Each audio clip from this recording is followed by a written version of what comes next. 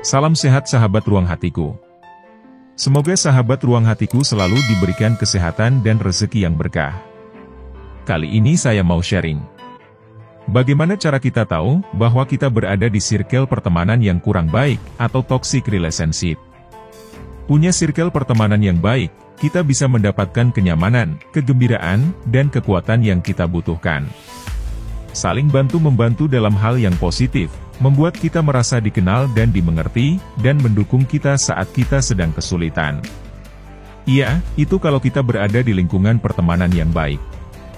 Memang, kita semua ini makhluk sosial yang tak bisa hidup sendiri. Tapi, jangan jadikan hal tersebut sebagai dalih, untuk kamu tetap mempertahankan, sebuah pertemanan toksik atau toxic relation. Lantas, gimana sih cara kita untuk tahu dan menilai pertemanan yang sudah masuk dalam kategori toksik? Yang pertama, adanya kompetisi satu sama lain. Sesekali, adanya kompetisi memang tidak masalah.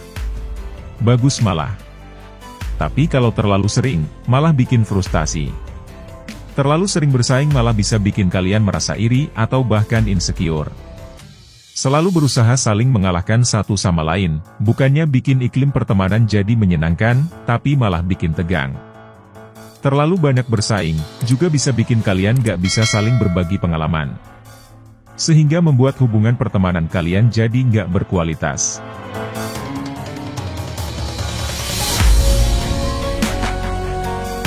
Yang kedua, ada pihak yang mendominasi obrolan. Komunikasi yang baik, harus saling mengerti sesama teman, agar komunikasi kamu menjadi seimbang dengan teman kamu. Misalnya, kamu dan teman kamu sedang cerita tentang apa yang terjadi di hari itu, setelahnya baru teman kamu cerita pengalamannya. Atau kamu mengeluh habis-habisan soal masalah yang baru aja kamu alami hari itu. Nah, teman yang toksik sih biasanya hanya mau didengarkan, tapi tidak mau mendengarkan. Entah mereka motong curhatan kamu, atau tiba-tiba cabut, pas kamu lagi di tengah-tengah cerita. Yang ketiga, ada yang hobi kritik dengan arogan. Saling kritik antar teman memang wajar. Tapi kalau kritikannya bernada menghakimi, brutal, kasar, dan merusak, itu bahaya. Kejujuran memang penting, tapi kebaikan dalam menyampaikan lebih penting. Kritikan, ada untuk dijadikan pelajaran dan perbaikan, bukan malah membuat kita merasa sedih. Jangan mau menerima kritikan kasar yang terkesan menyalahkan diri kita.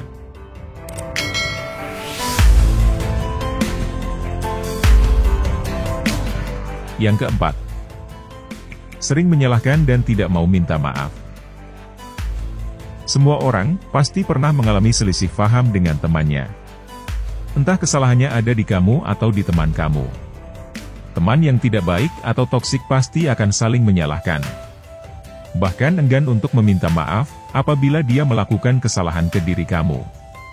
Kalau teman yang baik, harusnya sadar diri akan kesalahan, dan minta maaf.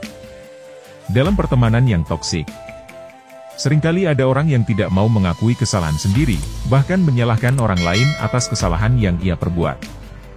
Hati-hati ya sahabat, apabila ada teman yang seperti ini.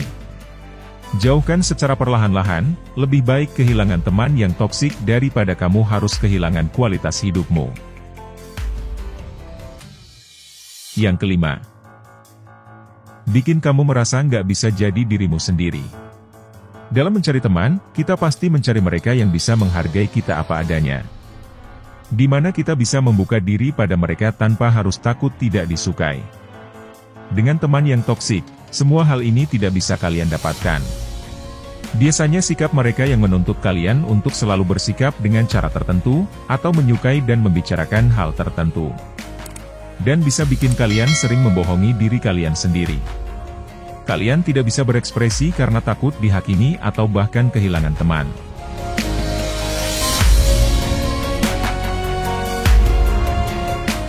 Lantas, bagaimana cara menghadapi teman yang toksik?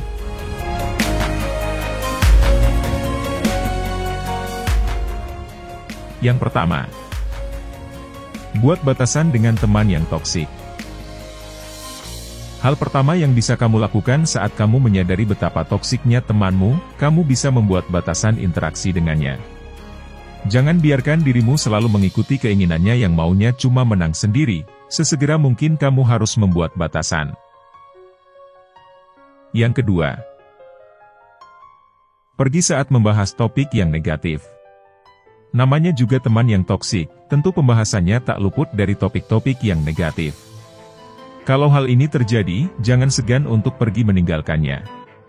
Lakukan hal yang sama saat ia membahas topik negatif lainnya, hingga ia sadar bahwa kamu enggan bergabung dengan pembahasan yang semacam itu.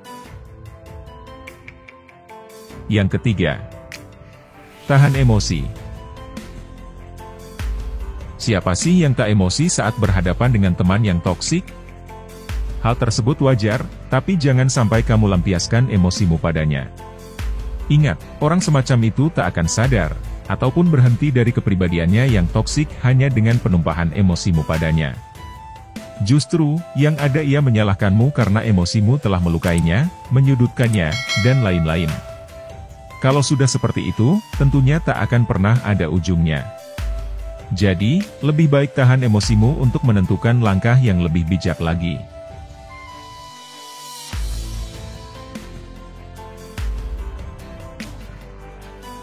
Yang keempat, meminta saran dari orang lain yang netral.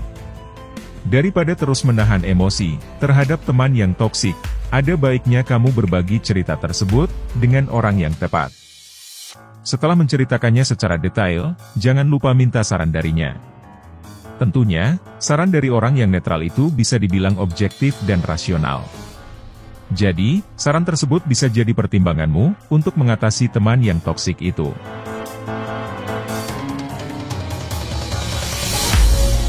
Yang kelima, meninggalkan teman yang toksik dengan tegas. Setelah meminta saran dari orang yang tepat, hingga kamu merasa tak ada yang bisa dipertahankan lagi dari pertemananmu dengannya, jangan ragu lagi untuk meninggalkannya. Tak masalah kamu kehilangan teman, bahkan mungkin ia tak pantas disebut teman, karena berbagai kerugian yang kamu dapatkan karena telah berteman dengannya.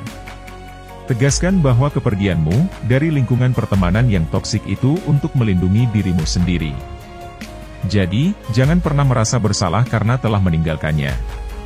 Setelah kamu meninggalkannya, tetapkan pada diri kamu bahwa kamu sudah maafkan dia yang telah menyakitimu, dan maafkan dirimu yang telah salah memilih teman, serta mulailah kehidupan baru yang lebih positif.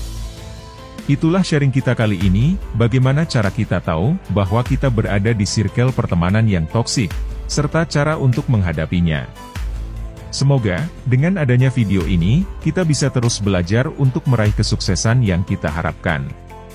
Tetap semangat, jangan pernah berhenti berdoa, terus berjuang dan berusaha untuk kesuksesan yang kita harapkan.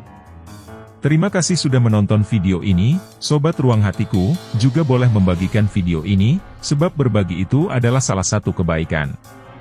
Dan bagi Sobat channel Ruang Hatiku, yang sudah like serta komen pada video ini, jangan lupa juga untuk subscribe agar Sobat Ruang Hatiku tidak ketinggalan video-video terbaru kami. Karena kami sangat membutuhkan masukan Anda, agar kami bisa berkembang dan lebih baik lagi, untuk menyuguhkan video positif untuk kita semua. Terima kasih.